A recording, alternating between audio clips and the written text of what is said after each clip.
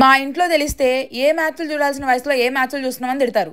But ఈ రోజు తేజ్ గాడు ఎంఐ వర్సెస్ ఎస్ఆర్హెచ్ మ్యాచ్ చూడడానికి పోతుంది. వాట్ ఐపీఎల్ లో ఏ టీం కి సపోర్ట్ చేస్తావంటే ఇండియా అనే రకం నేను. అలాంటి నేను ఇలా మారడానికి కారణం వీడే, నా తమ్ముడు. మానిపులేట్ చేశాడో బ్లాక్ మ్యాజిక్ చేశాడో గానీ లాస్ట్ కి నన్ను కన్విన్స్ చేశాడు. ఎంబీబీఎస్ లో సీట్ దొరకడం ఈజీ, ఈ మ్యాచ్ల రోజు మెట్రోలో సీట్ దొరకడం కంటే.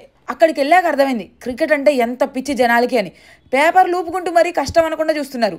తనిష్కు నేను కెమెరామ్యాన్ కంట్లో పడ్డానికి ప్రాక్టీస్ చేస్తున్నాం. అన్న ప్యాంట్ వేస్తే మాస్, అన్న షర్ట్ వేస్తే మ్యాస్ అన్నట్టు రోహిత్ శర్మ బాటిల్ ఓపెన్ చేసిన అరుపులే, ఒక అడుగు ముందుకేసిన అరుపులే, స్టేడియం అంతా అరుపులే అరుపులు. కామెడీ పార్ట్ ఏంటంటే హెడ్ క్యూట్గా రోహిత్ శర్మని చూసుకుంటూ స్టేడియంలో రౌండ్స్ వేయడం. ఇదెక్కడి బ్రొమాన్స్ బ్రో. నా ముందు అతను చెప్పినా సరే వినకుండా బౌలర్ ఉరుకుతుంటేనే జెండా ఊపుతున్నాడు. మన గుడ్డి ప్రాణానికి అసలే కనిపించట్లే అని బాధపడే లోపే ఎస్ఆర్హెచ్ టీం వాళ్ళు అతనికి జెండా ఊపే అవసరం లేని పర్ఫార్మెన్స్ ఇచ్చారు. లిటరల్లీ మ్యాచ్ హైలైట్స్ చూస్తున్నట్టుంది. కోడి ముందా గుడ్డు ముందా అన్నంత కన్ఫ్యూజన్ లో ఈ అంపైర్ వైడ్ ని అవుట్ ఇచ్చాడు. నాకెందుకు ఎస్ఆర్హెచ్ ప్లేయర్స్ మ్యాచ్ స్టార్ట్ అయిన 2 ఓవర్స్ కి గివ్ అప్ చేశారేమో అనిపించింది. Not the best thing to do, but సుస్సు ఆపుకోవడంలో అవార్డు ఇస్తే నాకే ఫస్ట్ ప్రైజ్.